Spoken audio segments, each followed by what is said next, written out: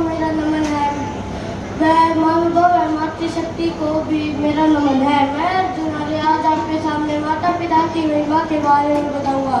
माता पिता की महिमा को उन शब्दों में बांधना सूरज को दीपक दिखाने के समान है, क्योंकि हमारे सभी शास्त्रों में माता पिता का यशोगान गाया गया है। पद्म पुराण में कहा है, सर्वै तिथमयी माता सर्वै देवमय पिता, अर्थात माता सर्वै तिथमयी है और पिता संपूर्ण देवता का सर्वदाता है। जब महाभारत में यक्ष ने युधिष्ठिर से पूछा, पृथ्वी से भारी क्या है, आकाश से ऊंचा क्या है, तो युधिष्ठिर जी बोले, माता गुरुतरा भूमे माता पितो उच्चतरः, अर्थात माता की महिमा पृथ्वी से भी बढ़कर है और पिता का यश आकाश से भी ऊंचा है। इस सतविद ब्राह्मण में कहा, मातृवान पितृवान आचार्यवान पुरुषोवेदा, अर्थात माता पिता और गुरु वेद के समान पवित्र करने वाले हैं। हमें माता पिता और बड़ों की सेवा करनी चाहिए, वह उनका सम्मान करना चाहिए। मनु महाराज मनु स्मृति में कहते हैं, अभिवादनशीलस्य नित्यमद्योक्तेन चत्वारि तस्य वर्तन्ते आयु विद्या यशोबलम्, अर्थात जो बालक जो अपने माता पिता को उनकी सेवा करता है, उनकी 4 चीजें बढ़ती है, आयु विद्या यश और बल।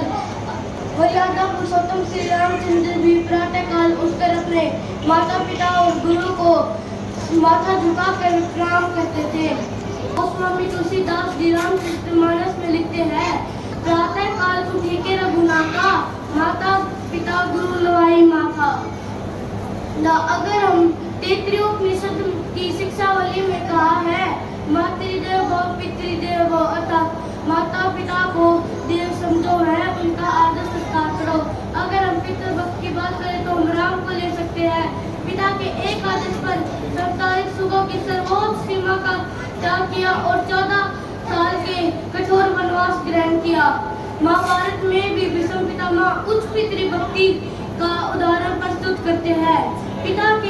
पिता की खुशियों के लिए भीष्म प्रतिज्ञा ली और आजीवन ब्रह्मचारी रहे और राजा न बनकर राजसिंहासन के सेवक बनकर सेवा करते रहे। आप सबने श्रवण कुमार का नाम तो अवश्य ही सुना होगा। उन्होंने माता पिता की सेवा करते ही अपने प्राणों का त्याग किया था। ये जीवनियाँ हमें माता पिता की महिमा का पाठ पढ़ा रही है। ये जीवनियाँ हमें उद्बोधन दे रही है कि हमें भी माता पिता की सेवा करनी चाहिए।